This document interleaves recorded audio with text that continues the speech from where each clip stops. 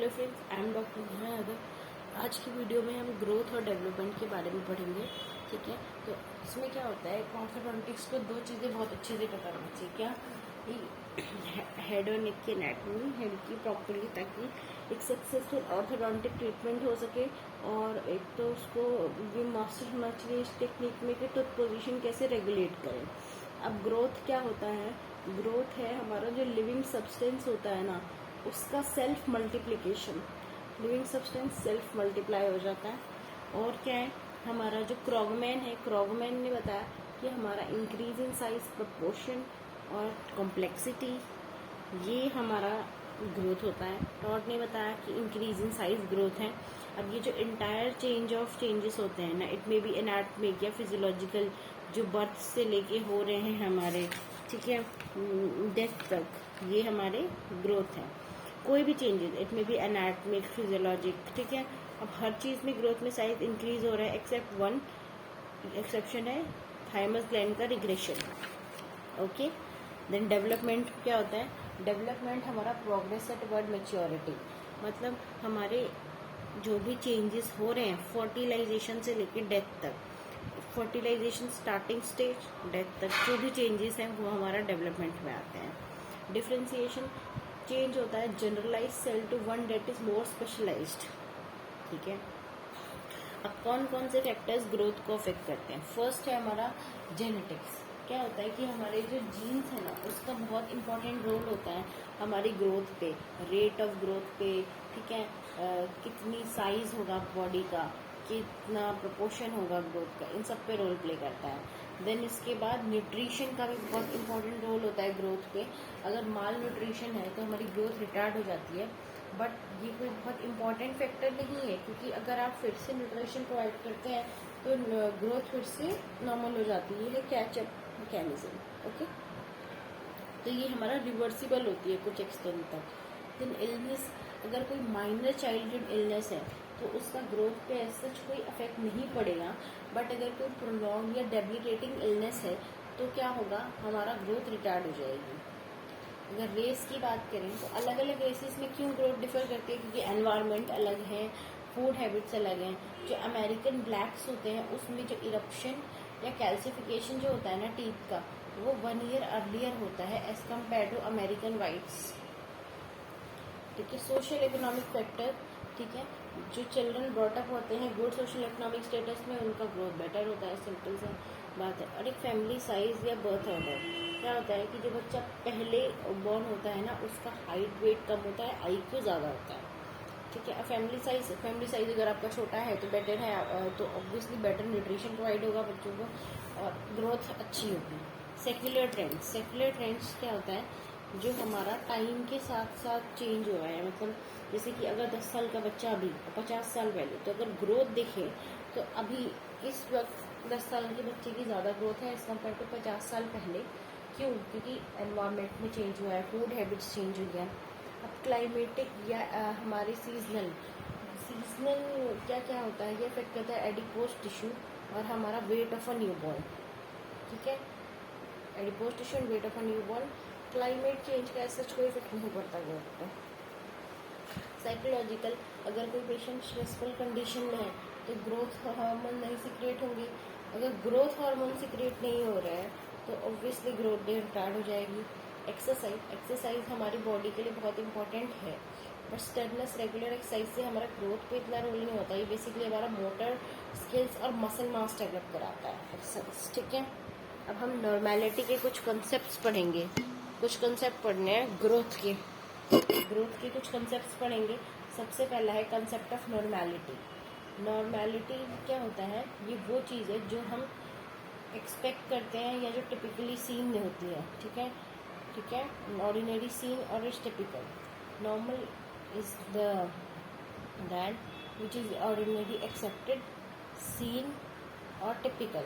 ठीक है, इसको हम रेंज से इक्वेट नहीं कर सकते, या हम इसको हम रेंज से डिफ्रेंशिएट नहीं कर सकते। ठीक है,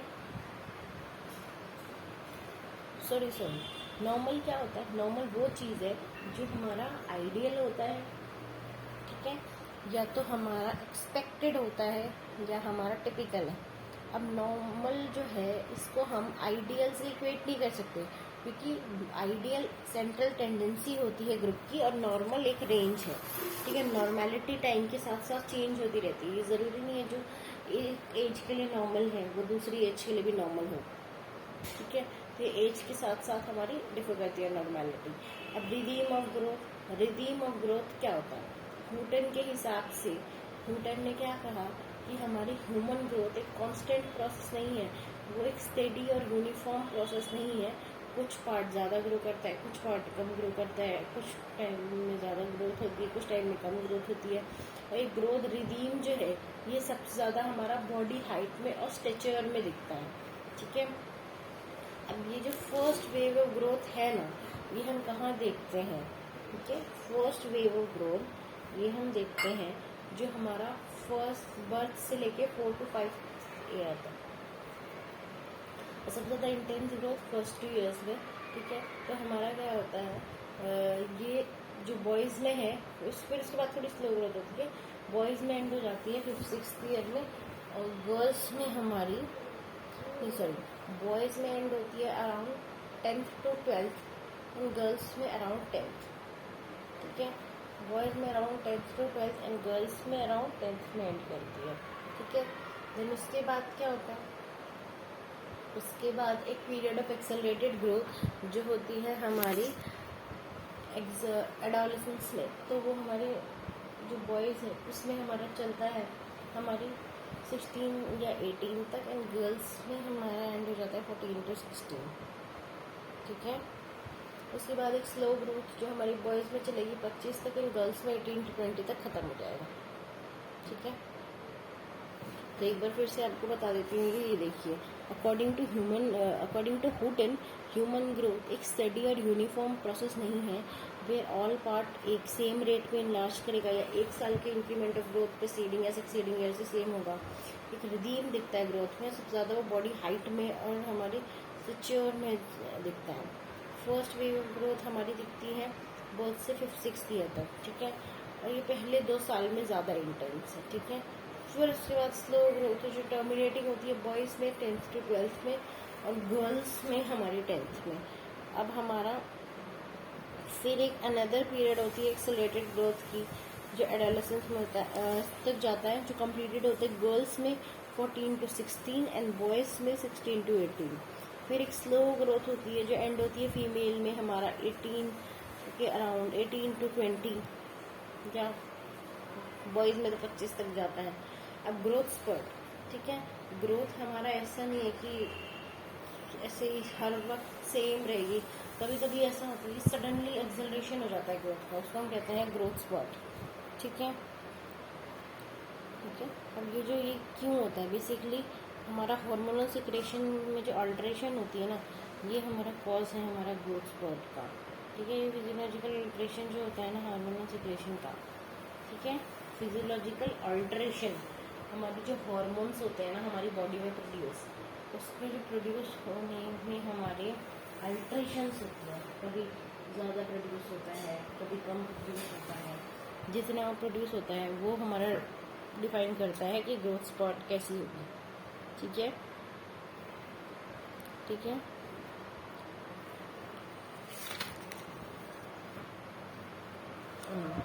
अभी हमने क्या पढ़ा कि जो अल्ट्रेशन होती है ना हार्मोन सिक्रेशन में, ये हमारा कॉज होती है सच एटेन्यूएटेड ग्रोथ। अब ये जो टाइमिंग है ना ग्रोथ स्पॉट का, एक तो ये डिपेंड किस में करता है ग्रोथ स्पॉट, ये डिपेंड करता है हमारी उस हार्मोनल बॉडी में जो प्रोड्यूस हो रहे हैं उनका अल्ट्रेशन पे। ठीक है, अब ये जो टाइमिंग है ना ग्रोथ स्पॉट का, ये दोनों बॉयज़ और गर्ल्स में डिफ़र करती है। क्या होता है, ये जो टाइमिंग है हमारी की ग्रोथ स्पॉट का, ये बॉयज़ और गर्ल्स में डिफ़र कर रही है हमारी। एक तो होती है टाइम, क्या होती है ग्रोथ स्पॉट की, एक होता है बर्थ के पहले, एक बर्थ की 1 ईयर बाद, ठीक है, एक मिक्स्ड डेंटेशन और एक pre pubertal growth spot. Mix dentition में बॉयज़ में 8 to 11, गर्ल्स में 7 to 9।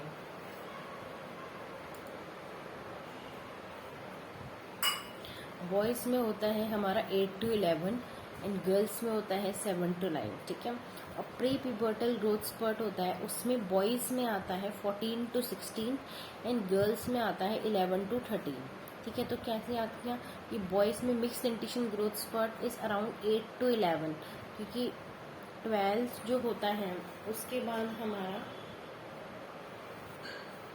ऑलमोस्ट सारा परमानेंट टीथ आ जाता है, ठीक है, थर्ड मिलर को छोड़ के। तो तभी तक रहेगा मिक्स डेंटिशन 8 to 11, और गर्ल्स में थोड़ा पहले 7 to 9।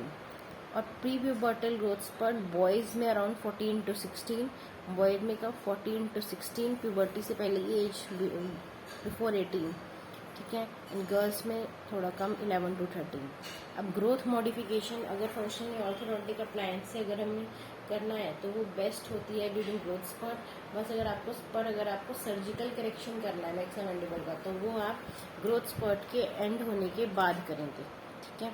क्या होता है ग्रोथ मॉडिफिकेशन अगर फंक्शनल ऑर्थोडोंटिक अप्लायंस से करनी है तो वो बेटर रिस्पॉन्स देता है ड्यूरिंग ग्रोथ स्पर्ट। बट अगर सर्जिकल करेक्शन करनी है मैक्सिमम मैंडिबल की, तो वो सर्जिकल करेक्शन ग्रोथ स्पर्ट की खत्म होने के बाद बेहतर होती है, ठीक है। तो अभी हमने क्या देखा, अभी हमने ये देखा कि जो ग्रोथ स्पर्ट है, ठीक है, वो क्या होता है। ग्रोथ कभी भी यूनिफॉर्मली नहीं चलती है। देयर इस पीरियड एक पीरियड आता है जहाँ पे सडनली ग्रोथ एक्सेलरेट हो जाती है, उसे हम कहते हैं ग्रोथ स्पर्ट। अब ये क्यों होता है, क्योंकि फिजियोलॉजिकल अल्ट्रेशन होता है हमारी हार्मोन्स की सिक्रेशन पे, ठीक है। ये कारण है ग्रोथ स्पर्ट का। अब ये timing of growth spurt boys और गर्ल्स में अलग है। टाइमिंग क्या है, एक जस्ट बिफोर बर्थ, एक 1 year आफ्टर बर्थ, एक मिक्स डेंटिशन ग्रोथ स्पर्ट और एक pubertal growth spurt. Mix dentition growth spurt जो होता है ना, वो होता है बॉयज़ में अराउंड 8 to 11, गर्ल्स में अराउंड 7 to हमारा 9, ठीक है। और pubertal growth spurt, prepubertal growth spurt हमारा अगर हम बॉयज़ में देखें तो 14-16, गर्ल्स में देखें तो वो हो जाएगा हमारा 11 to 13। अब ये जो अगर ग्रोथ मॉडिफिकेशन अगर हम कर रहे हैं फंक्शनल या ऑर्थोडोंटिक अप्लायंस से, तो ये बेहतर होता है ड्यूरिंग ग्रोथ स्पर्ट। बट अगर हम सर्जिकल करेक्शन कर रहे हैं मैक्सिमम मैंडिबल से, तो ये बेसिकली होता है हमारी ठीक होने के बाद, मतलब ग्रोथ स्पर्ट ख़त्म होने के बाद, ग्रोथ स्पर्ट के सिजेशन के बाद बेहतर होता है हमारा सर्जिकल करेक्शन। अब डिफरेंशियल ग्रोथ पढ़ें तो ह्यूमन बॉडी जो होता है वो हमेशा सेम रेट पे ग्रो नहीं करता। अलग अलग ऑर्गन्स अलग अलग रेट पे, अलग अलग अमाउंट पे, अलग अलग टाइम पे ग्रो करते हैं, ठीक है। डिफरेंट ऑर्गन अलग अलग रेट, अलग अलग अमाउंट एंड अलग अलग टाइम पे ग्रो करते हैं। ये है डिफरेंशियल ग्रोथ, ठीक है, ठीक है।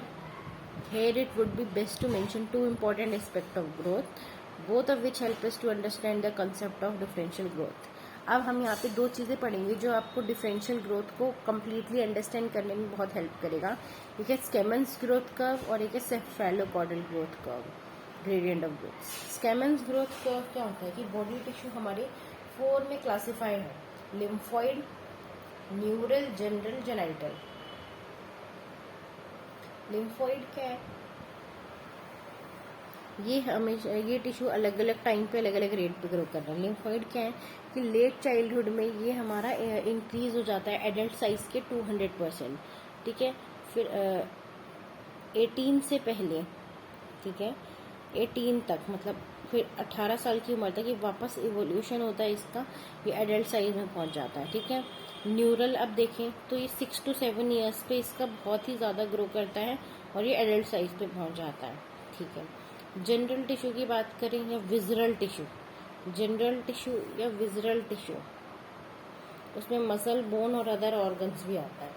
जनरल टिश्यू और विजरल टिश्यू की बात करें तो उसमें आता है हमारा muscle, maxilla, mandible, other tissue भी आता है, ठीक है, ठीक है। इसमें क्या होता है, एस शेप्ड ग्रोथ होता है। पहले तो ज़्यादा ग्रोथ 2-3 साल की उम्र तक, देन उसके बाद 3 से 10 साल की उम्र तक स्लो ग्रोथ, ठीक है। देन 10 साल की उम्र तक रैपिड ग्रोथ जो टर्मिनेटिंग बाय 18 to 20 ईयर। सबसे पहले हमारा रैपिड ग्रोथ दिखता है 2 से 3 साल की उम्र में, फिर ग्रोथ कम हो जाती है 3 से 10 साल की उम्र तक, ठीक है। फिर हमारा ग्रोथ हमारी कम हो जाती है 3 से 10 साल की उम्र। फिर एक रैपिड फेस ऑफ ग्रोथ आता है हमारा 10th के बाद, ठीक है, वो टर्मिनेटिंग बाई 18 to 20 ईयर, ठीक है। अब जेनाइटल टिश्यू रिप्रोडक्टिव ऑर्गन होता है, कोई ग्रोथ नहीं होती इसमें प्यूबर्टी तक। जैसे ही प्यूबर्टी रीच होती है तो ये रैपिडली एडल्ट साइज तक पहुंच जाता है, उसके बाद ग्रोथ सीज हो जाती है, ठीक है। ये देखिए डायग्राम है स्टेमन्स ग्रोथ का, बहुत इंपॉर्टेंट टॉपिक है।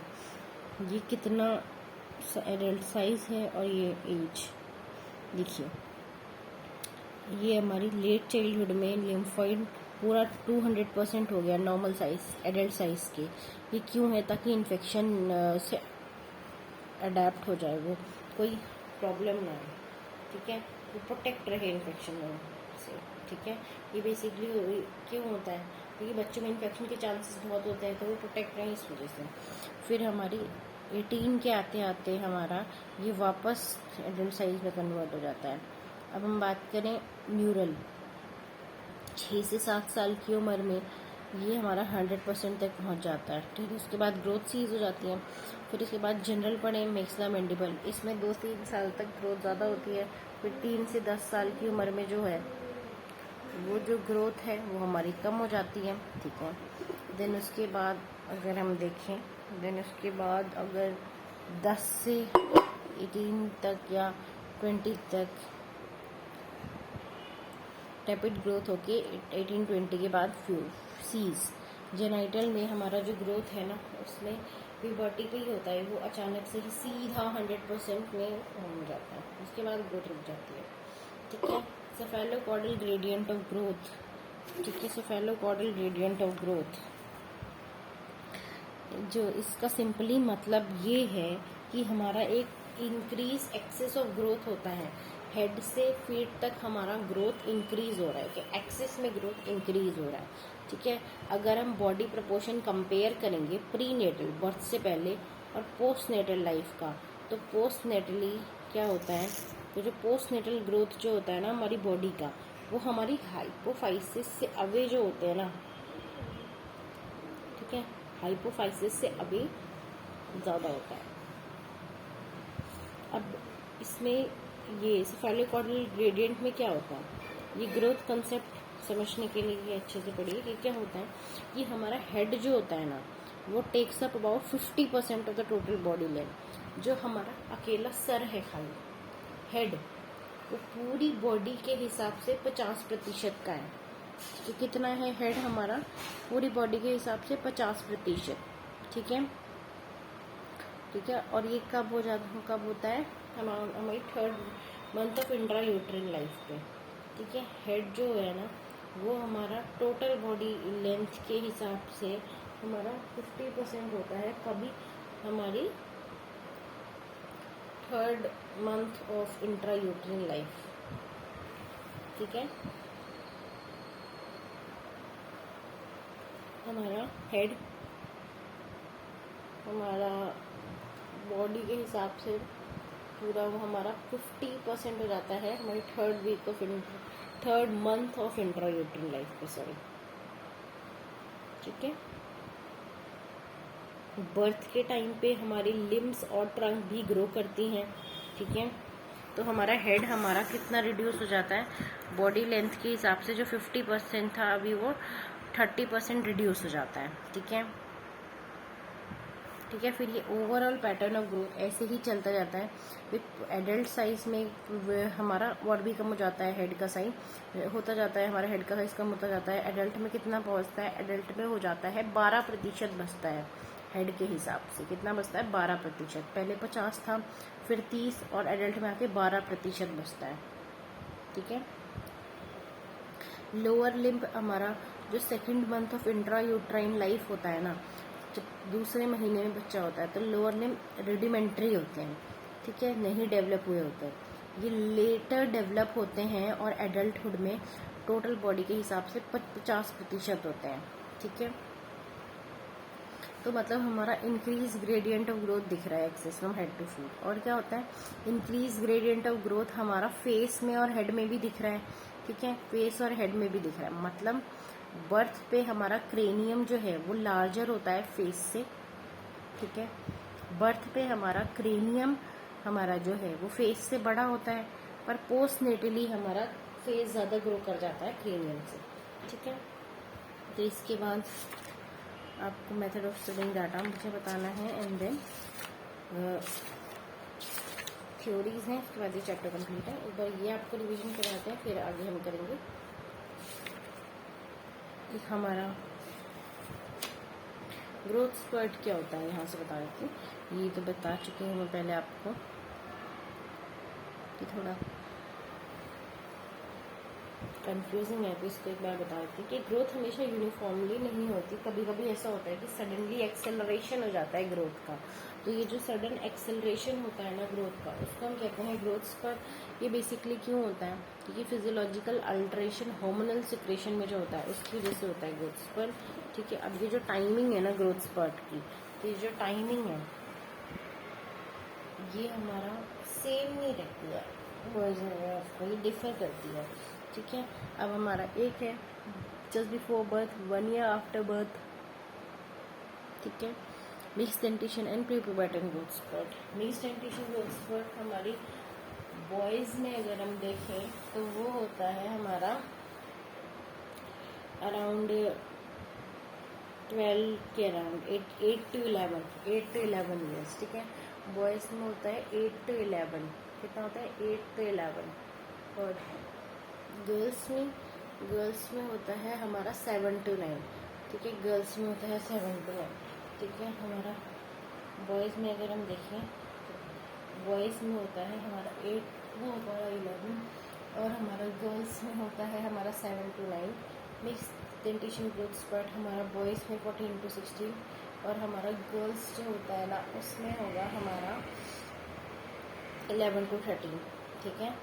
अभी हमारा अगर आपको कोई ग्रोथ मॉडिफिकेशन करनी है सर्जिकल या ऑर्थोडोंटिक अप्लायंस से, तो वो हमारी बेस्ट होती है during this growth spurt. But अगर आपने सर्जिकल करेक्शन करना है मैक्सिलरी मैंडिबल का, तो वो ग्रोथ सीज होने के बाद होता है। और फिर अगर हम डिफरेंशियल ग्रोथ देखें, क्या होता है, ह्यूमन बॉडी हमारी सेम रेट पे ग्रो नहीं करती, अलग अलग पार्ट अलग अलग रेट अलग अलग अमाउंट अलग अलग टाइम पे ग्रो करते हैं। इस चीज़ को हम डिफरेंशियल ग्रोथ कहते हैं, ठीक है। अब इस चीज़ को समझने के लिए हमें दो चीज़ों के बारे में पढ़ना है, एक स्केमेंस ग्रोथ कर्व, एक cephalocaudal gradient of growth. Scammon's growth curve में क्या है, 4 बॉडी टिश्यूज़ हैं, ठीक है। स्केमेंस ग्रोथ कर्व में, ठीक है, हमारे 4 बॉडी टिश्यू कैसे हैं, neural, lymphoid, neural, general, genital. Lymphoid में क्या है कि हमारा ये जो लिम्फॉइड होता है ना, हमारी लेट चाइल्डहुड में ये सडनली इसकी ग्रोथ इंक्रीज हो जाती है 200% ऑफ एडल्ट साइज। ये क्यों होता है, ताकि प्रोटेक्ट करे चिल्ड्रन को इन्फेक्शन से, अडेप्टेशन है बेसिकली। फिर हमारी 18 साल की उम्र तक ये वापस इवोल्यूशन हो जाता है इसका 100% एडल्ट साइज तक। देन बात करें न्यूरल, 6 to 7 ईयर्स पे ग्रोथ करता है रैपिडली और एडल्ट साइज पे पहुंच जाता है, ठीक है। जनरल हमारा एक्स्ट्रा मैंडिबल एस शेप का होता है। इनिशियली 2 to 3 ईयर्स में रैपिडली ग्रोथ होती है, फिर 3 to 10 ईयर्स पे स्लो ग्रोथ, फिर उसके बाद 10 to 20 ईयर रैपिडली ग्रोथ होकर एडल्ट साइज तक पहुंच जाता है एस शेप। देन उसके बाद जेनाइटल, ठीक है। जेनाइटल में कोई ग्रोथ नहीं होती जब तक प्यूबर्टी नहीं पहुंचती। एक बार प्यूबर्टी पहुंच जाए तो सडनली ये 100% तक पहुंच जाता है, ठीक है। अब हमारा सेफेलोकॉर्डल ग्रेडियंट जो होता है ना, सेफेलोकॉर्डल ग्रेडियंट ऑफ ग्रोथ क्या होता है, सेफेलोकॉर्डल ग्रेडियंट ऑफ ग्रोथ हमारा एक इंक्रीज एक्सेस होता है ग्रोथ का, इंक्रीज एक्सेस होता है हेड टू फीट, ठीक है। और दूसरी चीज़ है हमारा एक तो इंक्रीज एक्सेस होता है हमारा हेड से लेके फीट तक। अगर हम प्री नेटल और पोस्ट नेटली कंपेयर करें, तो जो पोस्ट नेटली ग्रोथ होती है ना वो हमारी हाइपोफाइसिस से अवे होती है, ठीक है। तो ग्रोथ कंसेप्ट में 3 चीज़ें हैं जो भी हम आपको बताएंगे।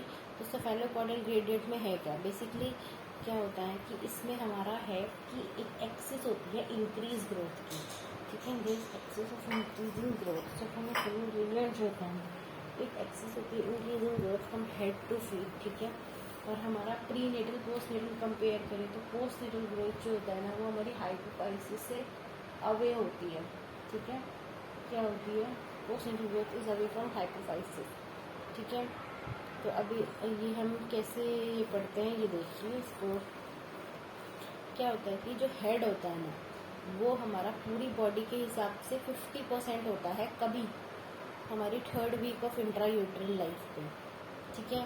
तो बर्थ पे हमारा ये हेड हो जाता है 30% of the total body weight, ठीक है। फिर उसके बाद हमारी एडल्टहुड पे 12% बचता है। एडल्टहुड पे कितना बचता है? 12% ऑफ टोटल बॉडी वेट। फिर हमारा जो 2nd वीक ऑफ इंट्रायूट्रल लाइफ है ना वहाँ पे हमारे लिम्स रूडिमेंट्री होते हैं, बट एडल्ट में वो 50% हो जाते हैं टोटल बॉडी साइज़ के। देन उसके बाद अगर हम देखें एक और चीज़ है कि हमारा ये जो इंक्रीज या ग्रेडियंट ऑफ ग्रोथ है ना ये हेड टू फीट के साथ साथ फेस और क्रेनियम में भी दिखता है। अभी जो एक्सेस ग्रोथ है ना हेड टू फीट के साथ साथ फेस और क्रेनियम में भी दिखता है कि इनिशियली क्रेनियम में हमारा ज़्यादा ग्रोथ होती है, तो लेटर फेस हमारा में ज़्यादा ग्रोथ। इनिशियली क्रेनियम हमारा लार्जर है बट बाद में फेस हमारा ज़्यादा ग्रो कर जाता है क्रेनियम से, ठीक है। बर्थ पे हमारा क्रेनियम ज़्यादा होता है, ठीक है, पर बर्थ के बाद फेस ज़्यादा बड़ा हो जाता है क्रेनियम से, ठीक है। तो अभी बात करते हैं अब हम ग्रोथ को स्टडी कैसे करते हैं, ठीक है। अब ग्रोथ को स्टडी कैसे करेंगे बहुत इंपॉर्टेंट टॉपिक है, ठीक है।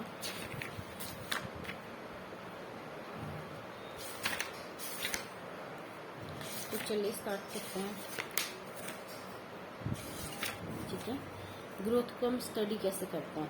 ग्रोथ को स्टडी हम करते हैं 2 अप्रोचेज हैं। प्रॉफिट ने बोला कि हम ग्रोथ को अप्रोच या स्टडी कैसे करते हैं। प्रॉफिट एक साइंटिस्ट है जिन्होंने कहा कि ग्रोथ को हम कैसे स्टडी करते हैं, 2 चीज़ें, एक मेजरमेंट अप्रोच और एक एक्सपेरिमेंटल अप्रोच।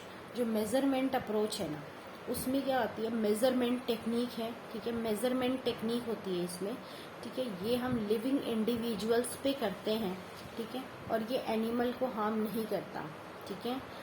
और एक्सपेरिमेंटल अप्रोच क्या होता है, ये डिस्ट्रक्टिव टेक्निक है, ठीक है।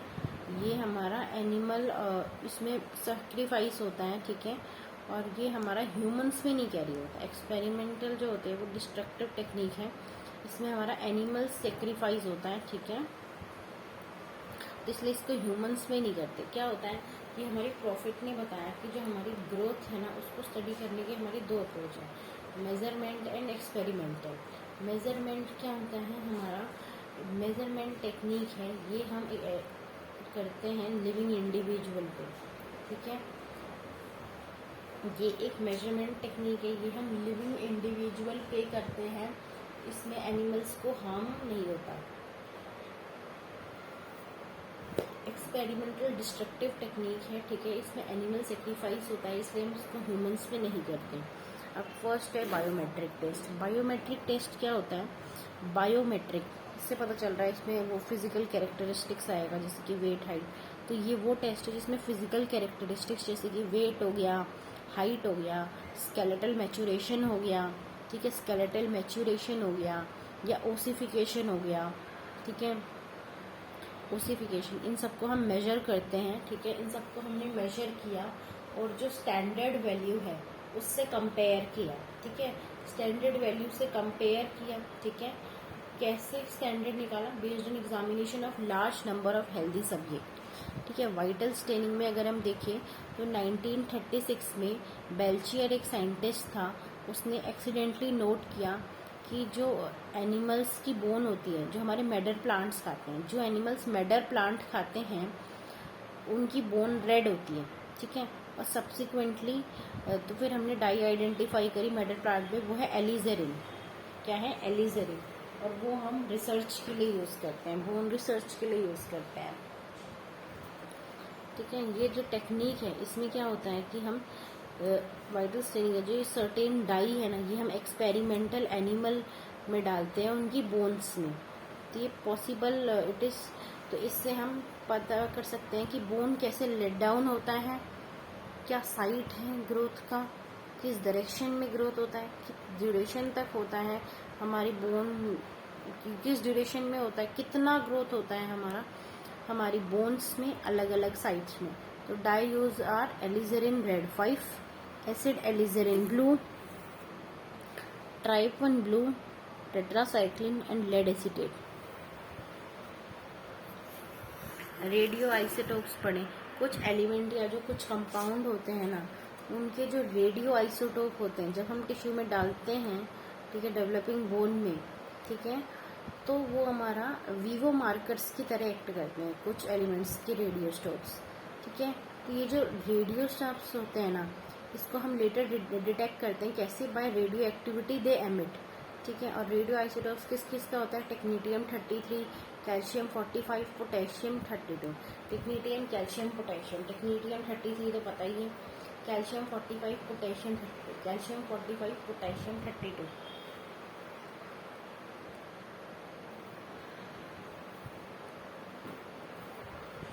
Calcium 45 and potassium is 32। Okay, अब हमारा इम्प्लांट।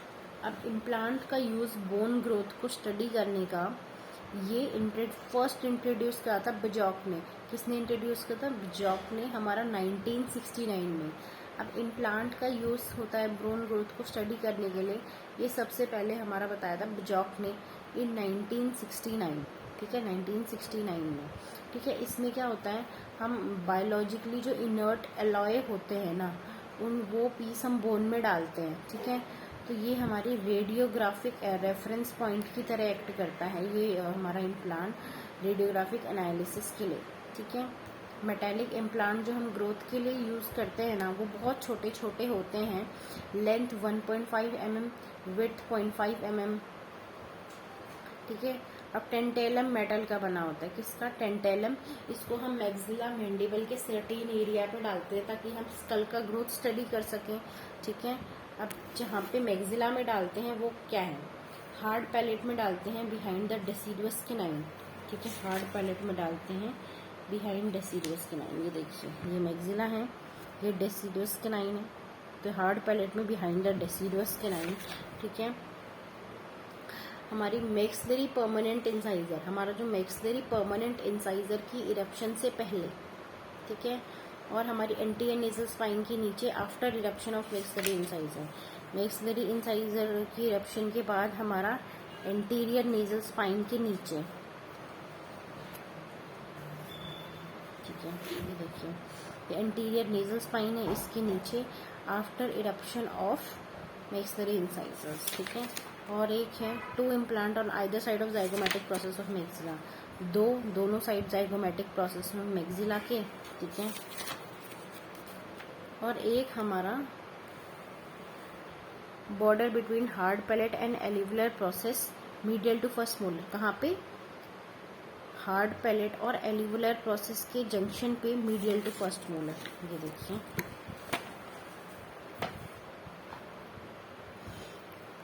ये हार्ड पैलेट है और ये एल्डर बॉर्डर, इसके जंक्शन पे फर्स्ट मोलर के मीडियल, ठीक है। अब मैंडिबल पे पढ़ते हैं। अब मैंडिबल पे कहाँ कहाँ डालते हैं, ठीक है।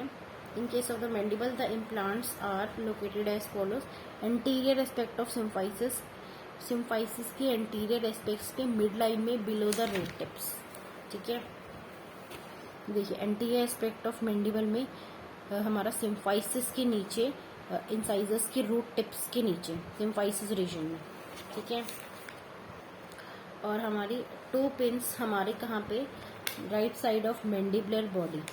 ये जो हमारी मैंडिबल की बॉडी होती है ना, रेमाई बॉडी, तो बॉडी हॉरिजॉन्टल पार्ट, तो हमारी जो right side of mandibular body पे हमारी टू पिन डलेगी, एक प्रीमोलर के नीचे, एक फर्स्ट प्रीमोलर के नीचे, दूसरा सेकंड प्रीमोलर के नीचे, या हमारा फर्स्ट मोलर के नीचे, ठीक है। ये देखिए, ये हमारी बॉडी पे डल रही है, एक फर्स्ट प्रीमोलर के नीचे या एक सेकंड या प्रीमोलर या फर्स्ट मोलर के नीचे, ठीक है। एक pin external aspect of the external right ramus, एक जो हमारा राइट साइड का रेमस है उसकी एक्सटर्नल एस्पेक्ट्स पे मोलर के ऑक्लूजल सरफेस पे, क्या, जो हमारा राइट साइड का रेमस है उसके एक्सटर्नल सरफेस पे एक pin occlusion surface of molar के उधर, ठीक है, ठीक है, ये भी हो गया। ओके, सिंपल सी बात है। ठीक है, अब रेडियोग्राफिक टेक्निक है, रेडियोग्राफिक है एक, उसमें आपको बताते हैं कि after Roentgen discovery of x ray, हमने पढ़ा है रेडियो में कि हमारा एक्सरे किसने डिस्कवर करा था, रोएंटेंजिन ने। तो after Roentgen discovery of X ray more than 100 years ago, अलग अलग रेडियोग्राफिक टेक्निक्स आई हैं हमारी, ताकि हम ग्रोथ को देख सकें, डेवलपमेंट को।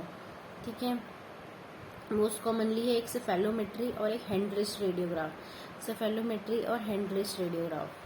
सेफेलोमेट्री क्या होता है, ये एक स्टैंडर्डाइज रेडियोग्राफिक टेक्निक है क्रेनियोफेशियल रीजन का। ये क्रेनियोफेशियल रीजन जो होता है ना, उसको स्टडी करने के लिए एक स्टैंडर्डाइज टेक्निक है। ठीक है, आफ्टर इस इंट्रोडक्शन बाय ब्रॉडबैंड, सबसे पहले इसको इंट्रोड्यूस किया था ब्रॉडबैंड ने इन ईयर 1931। ठीक है, तो उसके बाद ये टेक्निक जो होती है ना, इसने सिग्निफिकेंटली कंट्रीब्यूट करा हमारी knowledge of human craniofacial skeletal growth. कुछ नहीं, इसमें बस आपको इतना याद रखना है कि क्रेनियोफेशियल रीजन जो है उसकी हमारी बहुत इंपॉर्टेंट टेक्निक है। सबसे पहले डिस्कवर करा था ब्रॉडबैंड ने 1931 में। ठीक है, इस सेफेलोमेट्री से क्या होता है कि हम सीरियल वाइज रेडियोग्राफ लेते हैं। हम क्या होता है, जो पेशेंट का स्कल है